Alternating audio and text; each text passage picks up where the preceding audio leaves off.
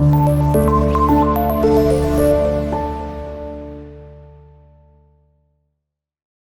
class, Assalamualaikum. My name is Babar Rashid and I'm your physics teacher. Today we are going towards the exercise of chapter number 9. So जल्दी से अपनी books open कीजिए और page number 191 पर आपने जल्दी से आ जाना है.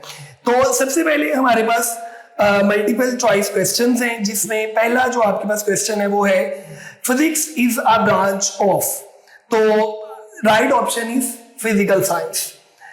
Which branch of science plays a vital role in technology and engineering? So obviously physics is the branch which plays a very vital and important role in technology and engineering. उसके बाद हमारे पास next आ जाएगा automobile technology is based on. तो अभी last lesson में मैंने आपको बताया था कि मेनली जो है वो थर्मोडायनामिक्स के ऊपर आपकी ऑटोमोबाइल टेक्नोलॉजी जो है वो बेस करती है. नेक्स्ट आपके पास आ जाएगा a user friendly software application of smartphone use. तो obviously this is information technology. The working of refrigerations and air conditioning involves. तो this also related to thermodynamics. Number 6, what is the ultimate truth of a scientific method? So that is a law.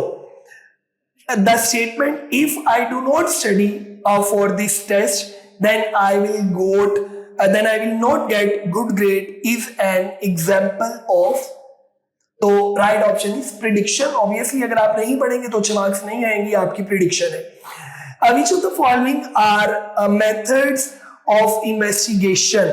Observation, experimentation, research या all of these? तो basically research करना is the method of investigation. Hypothesis, number 9 MCQ.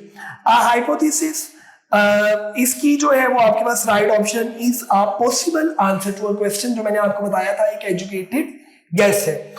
उसके बाद हमारे पास आ जाएगा number 10, a graph of an organized data is an example of तो analyzing data. Number 11, the color of door is brown.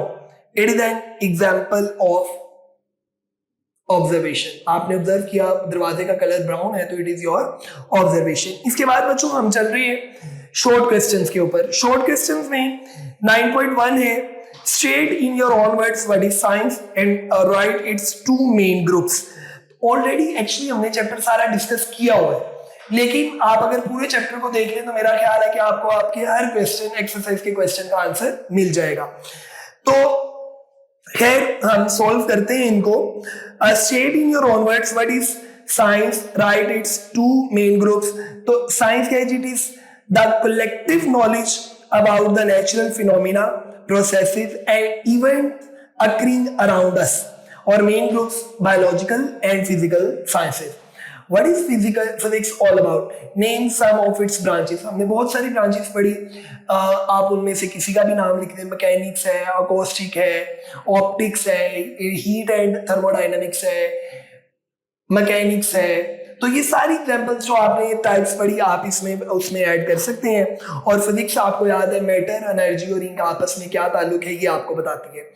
Number 3 question, what is meant by interdisciplinary field? Give a few example.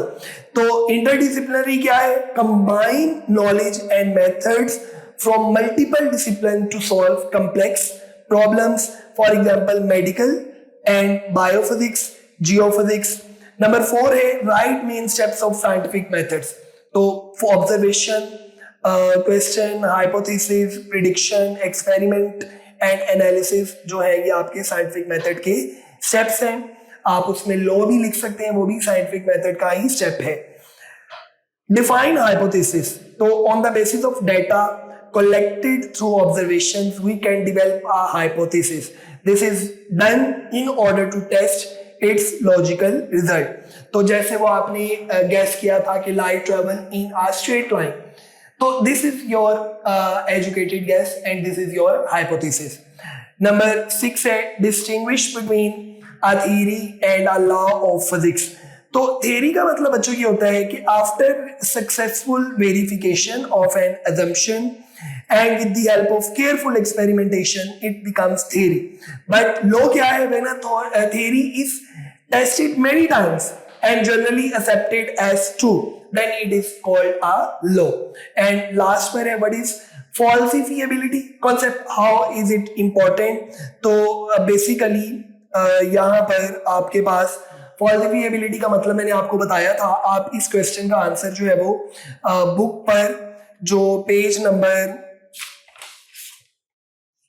189 है यहां से भी देख सकते हैं कि it is concept introduced at suggest a theory to be considered scientific if it also make prediction that can be tested and potentially proven false. तो 2-3 line आप इसमें अगर इस पैराग्राफ से लिख देंगे तो ये आपका शॉर्ट क्वेश्चन जो है वो कंप्लीट हो जाएगा। Then we have constructed response questions, page number 193 पर ही है। पहला क्वेश्चन है, is the theory of science an ultimate truth? Describe briefly. तो no, the scientific theories can change with new findings and discoveries. Number 2 है, do you think that the existing laws of nature may need a change in future? Describe. So obviously laws of nature can be refined as we learn more. Number 3, describe 3 jobs that need the use of scientific knowledge. So doctor use medical science, engineer applies physics and maths to design, and researchers conduct scientific experiments daily. Number 4 है, describe when a theory is rejected or need modification. So a theory is rejected or modified when evidence does not support it or does not fit the facts. Number 5 है, comment on the statement, a theory capable of being proved right but not being proved wrong is not a scientific theory. So a theory must be testable and falsifiable to be scientifically valid and reliable.